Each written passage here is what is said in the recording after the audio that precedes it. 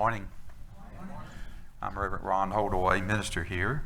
And before we get started in the book, 5 Invitations, and what we're going to talk about with that today, let's have a meditation and just still our hearts and minds for a few moments.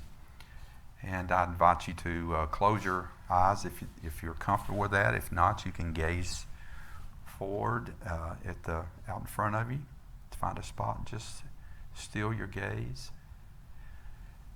And feel your body fully relaxed and rested in your chair. If you're watching us on Facebook, just begin to relax your body, still your mind, still the thoughts going through your mind for just a few moments. And as usually, we focus on the breath. Take a deep breath in. And then relax.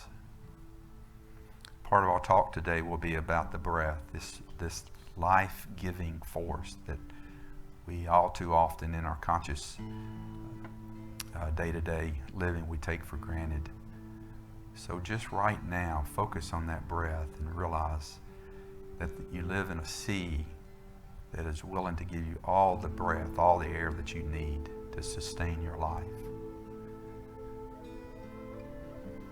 So take a deep breath in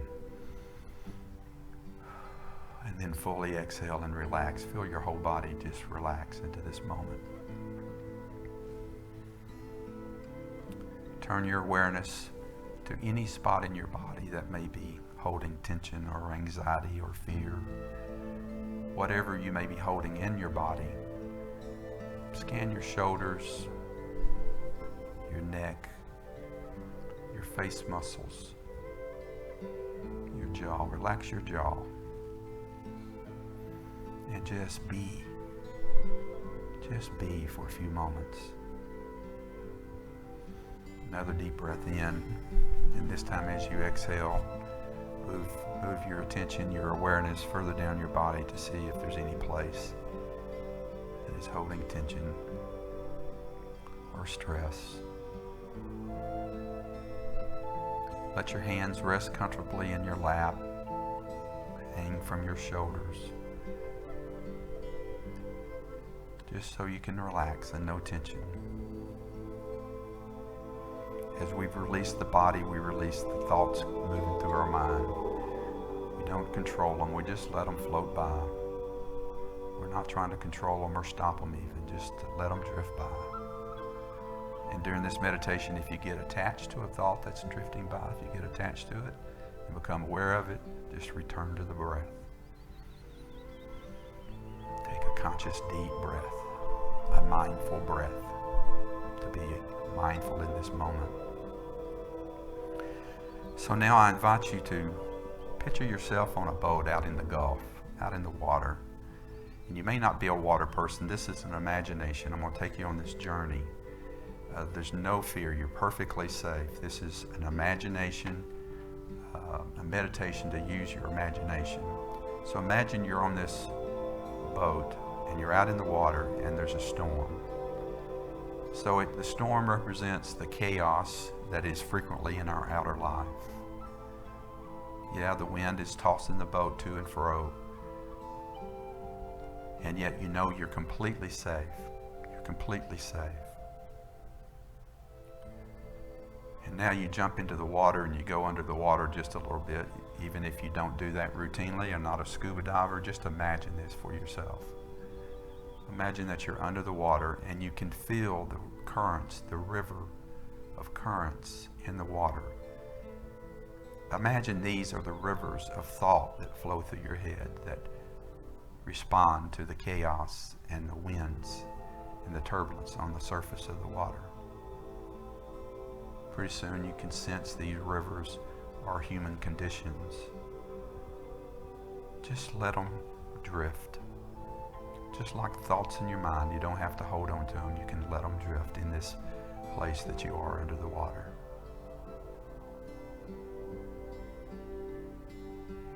And now imagine you go deeper into the water, that you're still safe, fully safe. And you drop down into the bottom of the water, not too deep, just comfortable. And from this place, this perspective, you can begin to see the rivers are turbulent, the wind is turbulent, the surface of the water is turbulent. Again, the metaphor for our own lives and mind. And yet while you sit on the bottom of the water, the ocean, the Gulf, you have this sense of total peace. Watching the fish swim by, the water's not so deep that you can still see the sun shining through from the surface, sparkling and gleaming. And there is this total peace. For we know that we are immersed in peace, surrounded by peace, enmeshed in peace. There is nothing but peace. Nothing but peace. So as we sit here in this still moment for just a moment, again, total safety in this moment, being in the water, which represents this place of peace, in the silence, in the silence, in the silence.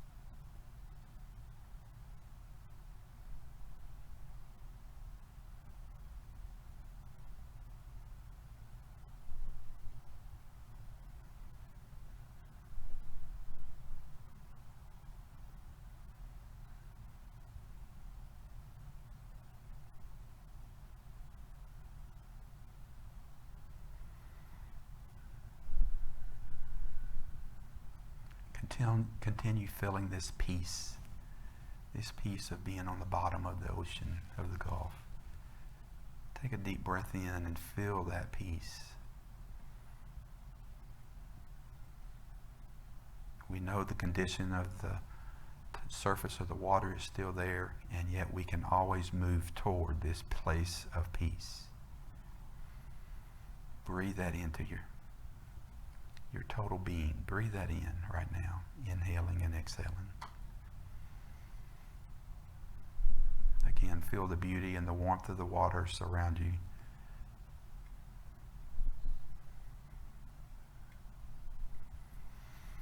Now take another deep breath, and as you begin to move to the surface of the water, do so very slowly. Very slowly. In your mind, just keep moving very slowly. And as you pass through these rivers that are causing part of the turbulence on the water, you realize you didn't cause some of these conditions, and yet you can always remember there's peace below these conditions.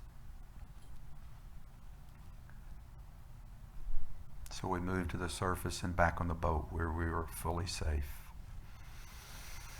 And take a deep breath and remember that we can move toward this place, this peace, this rest, this place of rest at any moment. We can find rest in times of chaos, in times of turbulence. We can move toward it to find rest. Now take another deep breath in and begin to wiggle your fingers and toes in your body. You might roll your shoulders a bit to just turn your awareness to this place and time.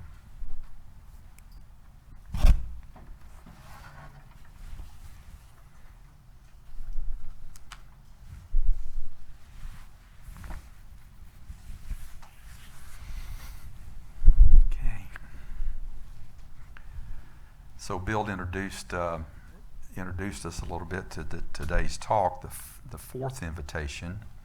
The five invitations by Frank Ostaseski is, Melissa said it last week, if you were here last week, this book is just, it's just full of, I've been studying this book for a couple years, started in 2020, actually right after the pandemic started studying it.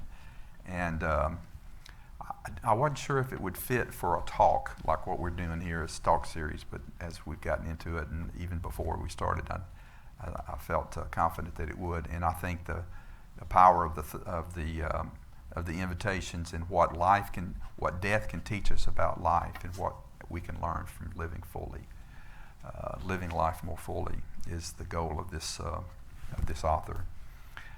So the fourth invitation is. First, here's the five invitations. Don't wait. Welcome everything. Push away nothing. Bring your whole self to the experience. Find a place of rest in the middle of things. The fourth invitation. And the fifth invitation is cultivate a don't know mind. So today, the fourth invitation, find a place of rest in the middle of everything. And I think in the middle of everything, or in the middle of things, is the way he actually says it. I think my dyslexia kicked in, and I put everything, because we tend to do that in the middle of things. So there's three elements. He talks about three different elements of this fourth invitation. I think I mentioned to you before that there's about 3 or 4 chapters in the book that go into the more explanation of each of the to describe the invitation. The calm of the storm, mind the gap, and courageous presence. So that's what we'll talk about. And calm in the storm, mind the gap, almost like what we did in that meditation. We can find peace even in the time of turbulence or chaos. So most of us think we're too busy. He says in the book, and what he gained, all these thoughts that Melissa and I have shared about this book come from his involvement with people in hospice that he's treating in his hospice center.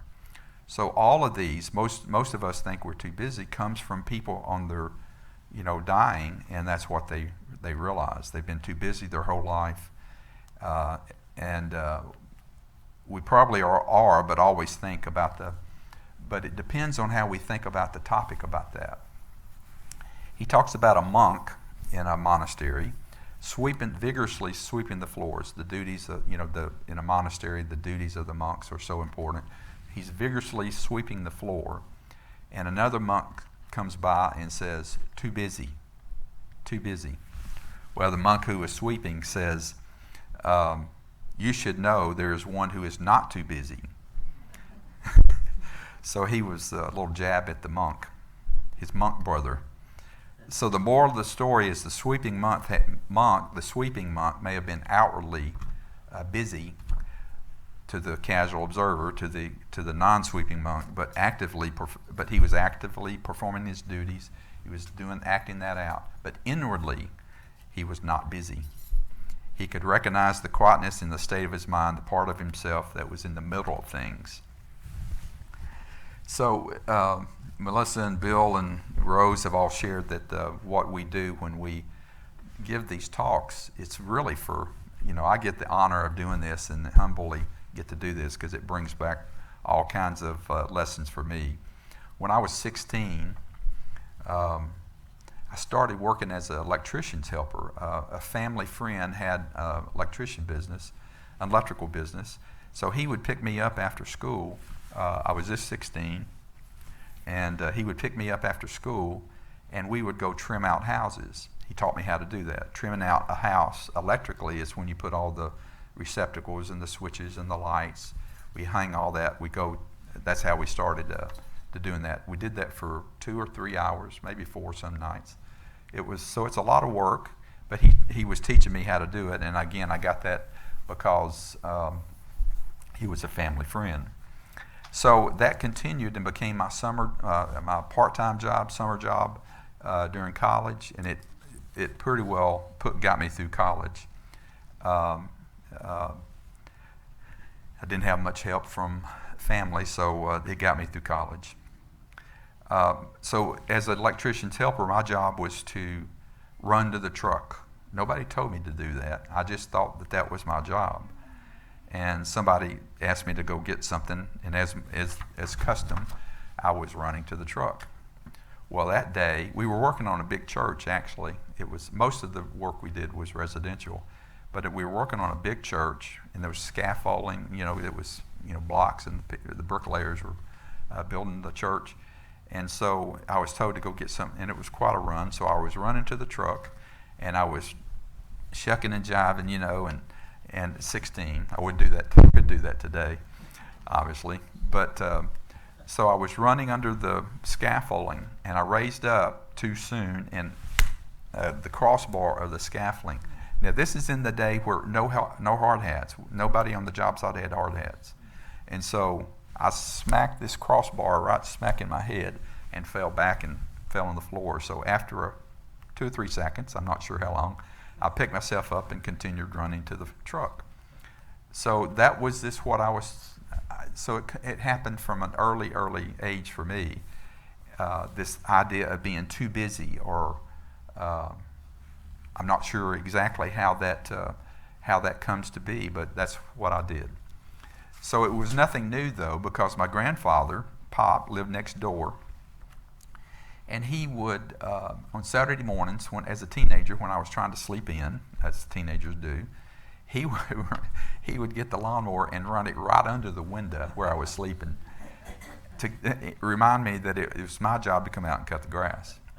So he was always busy. Now I've never seen a harder working man, and probably because of his physical condition. He had a broken and dislocated hip that had happened to him when he was from a logging incident years ago. Matter of fact, it was in Rockwood, Tennessee, close to where Chris knows that very well. So a log ran over him. So his hip was broken and dislocated, and he walked with a limp his whole life. It's a wonder he could walk. So rest was not taught.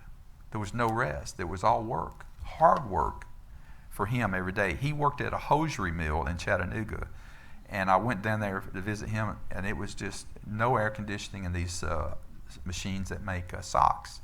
So this is the image. I tell you that because this is the image that happened to me growing up, and these kinds of things stay with us. So Martha Creek told me, Martha Creek has been a mentor of mine for a while, and she told me one time, because she has this same work, I don't know if you call it ethic or trend or whatever, but she said, we have to learn to rest in our doing, especially those of us who run to the truck. We have to try to find places of rest. So she said we find places of rest in our doing, and that's a hard thing to if those kind of experiences are not in your DNA, then it's hard to understand that. So, but it is what Frank O found out about his hospice patient. Dying is hard work, he says. It's like giving birth. But he tells of patients finding a place of rest in the middle of the thing. It doesn't change the condition of dying, but it changes the experience to one more filled with peace when we find rest.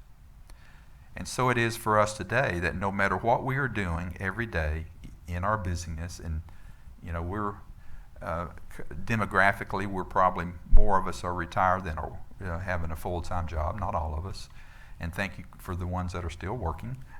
No matter what we do every day, we can find inner rest, and we don't have to wait until we are dying. So how do we find this place of rest? And it is different for everybody. Finding a place of rest isn't another thing to do on the checklist, on the to-do list, the already busy to-do list. It does not necessarily mean more naps. Every time I think of rest, that means you take more naps, although that may be okay too, But it's not necessarily just means more naps. It is a choice to be alert, to bring your attention to this moment. So we've all been taught, you've heard this, we were talking about it recently at one of the classes. Multitasking is a myth that only serves to seize our attention and exhaust us. Have you ever heard that now? Multitasking is a myth. I was taught, multitask and was proud of it. And no wonder things get screwed up sometime when you multitask. Face it, none of us have superhuman power. We're God. We're the essence of God. And yet in this manifestation, we can only live one moment at a time. And when we do that, we find our rest, our place of rest. Frank O says that in truth, many of us fear rest. I don't know if that applies to you. It probably did to me because I was taught to run to the truck. And so I probably did that for years and years and years. But look at our society. Look at things in our society about doctors and nurses, about the way they're trained. They're trained to run with no gas, run to exhaustion. Frank O tells about a time when he was talking to the nurses and some of the doctors that worked in his hospice, and they were talked about racing around with enormous suffering that they had witnessed and crashed, but they were still going through it and being so rushed. Tears would flow, and they would be unable to stop crying when they started talking about it. They said, and others have said, that they work to exhaustion because they're afraid that they will be forgotten in their career. They're afraid to be forgotten. Everybody's experience is different with that, but you know the stereotype of doctors working 30 hours a day and that kind of thing. So they do it, so we build a false sense. And I'm not sure why we do that as a society. I don't know why we do that. But he talks about people. I mean, there's examples of people in his hospice center, and they share that kind of experience of rushing, and almost being afraid of rest. Do we need to die before we can find a place of rest? Or can we find a place before we can rest in peace? Rest is found when we are present instead of letting our minds wander aimlessly through the hallways of fear, worry, and anxiety. It's like going to the bottom of the ocean, going to the bottom so that we can find peace and rest. Rest comes when we become more by doing less, when we don't allow the urgent to crowd out the important. When we lose touch with the rhythms of life, he says, this is a great thing, he says, that nature, all of nature is on a medium to slow speed. If you look at nature, follow the bears and other animals hibernate. They take lots of rest. Animals get lots of rest. Trees shed their leaves, flowers shed, and then come back new in the spring. So to be fully present within our nature, we must find a balance all around us. And Frank talked about his experiences with his patients about that. So the second element of the fourth invitation is mind the gap. Mind the gap. And if you really want to know what death has to teach us, begin to look at the endings. Look at the end of an exhale, the end of a day, the end of a meal, the end of a sentence. Just look at the endings. How do you meet endings in your life? We talked about that, recently in Robert Brument's Finding Yourself in Transition. We talked about living in the void at the end of a trauma or an event or whatever it is, before a new beginning. Throughout the book, Frank shares breathing with hospice patients and others, many of whom are not familiar with meditation, have never practiced meditation, but yet he simply sits with them and breathes with them. He said, "Let me breathe with you." I could feel it. I could feel it in the book as I was reading, and he's got several examples of that. He sits and breathes with them. That is a powerful thing to think more. I think about it.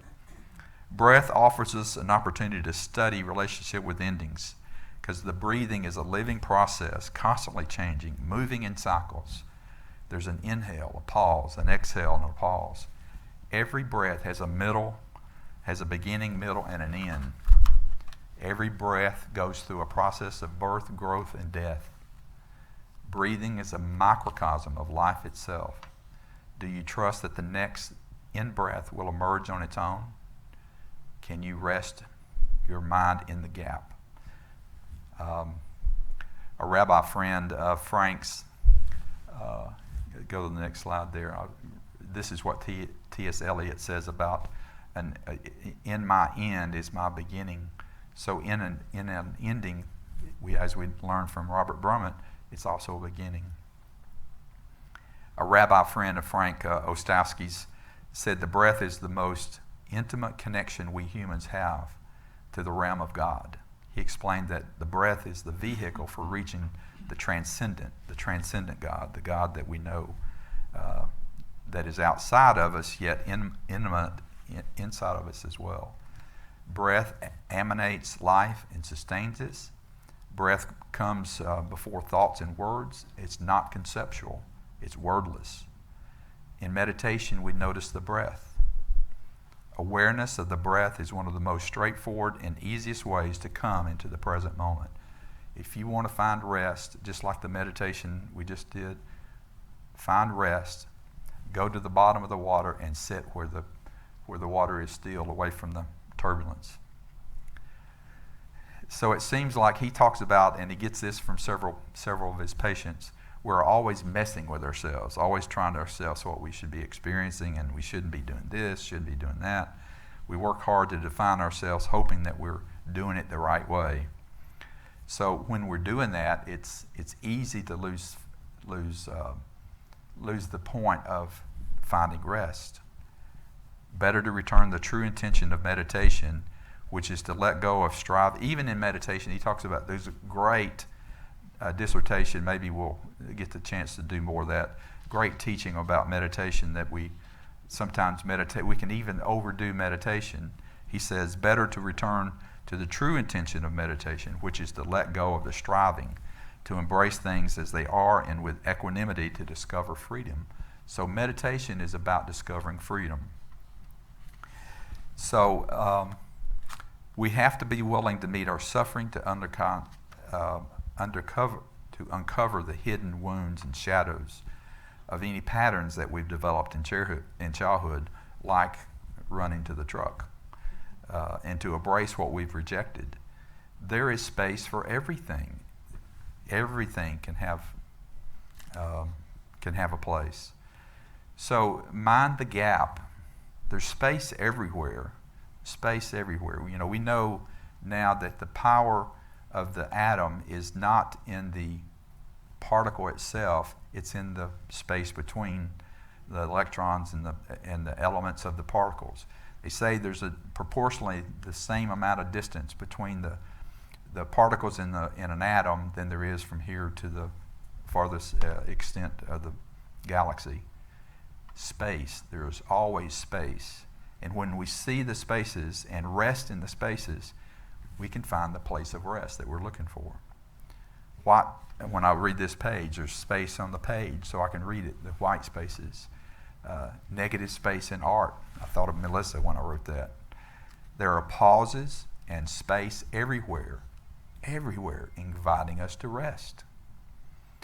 Frank says he allows himself to slip into the gap, mind the gap. I frequently meditate to David G's meditations online. I use, as a guided meditation, and he closes every meditation with, "I'll see you in the gap." Y'all have heard, those who've meditated hear me say that. I find myself saying that too. I'll see you in the gap. Next slide, Chris. So the fourth invitation, and y'all don't have to worry about me going I'm going to go only 2 more minutes. I have a birthday party today for my 6-year-old great-grandson. So if I'm not there, he's going to be really upset. So we'll get through this part of it. And then we'll talk a little deeper about it after the talk. So courageous presence, what does that mean? Courageous presence. Here's a quote he gives from Audre Lorde. I realize that if I wait, go to the next slide, Chris. Yeah. I realize that if I wait until I am no longer afraid to act, write, speak, be, I'll be sending messages on a Ouija board, cryptic complaints from the other side. So the courageous presence is about sitting with our fears, our anxieties. Don't reject them. We don't have to hold on to them. We don't have to let them dominate our life, but we tend to like simple things. Don't let the fear, don't be afraid to sit with the fear as an act of courage. So as we move through these, as we're courageous and move through these things that we see, we can find peace and we can find the rest. So I'll close with this. Awareness itself is the ultimate resting place. Awareness itself is the ultimate resting place. Next slide, Chris. Find a place of rest in the middle of things. Find the place of rest. The calm in the storm is find a place of rest even in your busyness. Find in the gap, mindfulness of the breath, mindfulness of the space that is all around you. He gives it a great example. Melissa uses it too about meditating. Somebody couldn't sit down and meditate. So a mother with a bunch of children and all that, and she couldn't meditate. So he taught her how to meditate while she was doing the dishes and cooking and cleaning. And that became her meditation practice while her kids were little, until she could have a more traditional, whatever that is, meditation practice. But he taught her how to meditate in her doing. So awareness is the ultimate resting place. So see you in the gap. Courageous present. Be courageous and be with your fear be with it, and find your place of rest. So I'll see you after the talk on Wednesday. Namaste.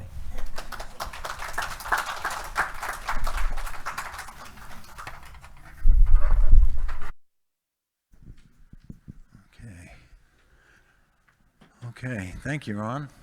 Well done. And enjoyed your meditation as well. And we're looking forward to Wednesday after the talk, finding rest in the middle of things. That'll be interesting. Okay, I don't know if we have enough here today to make a big circle or not. Can we do it? Let's try. We might have to go up here. Can we go up here?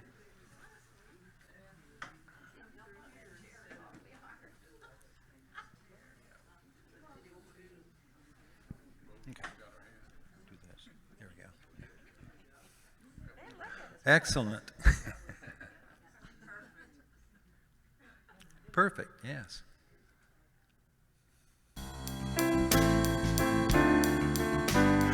Let there be peace on earth, and let it begin with me.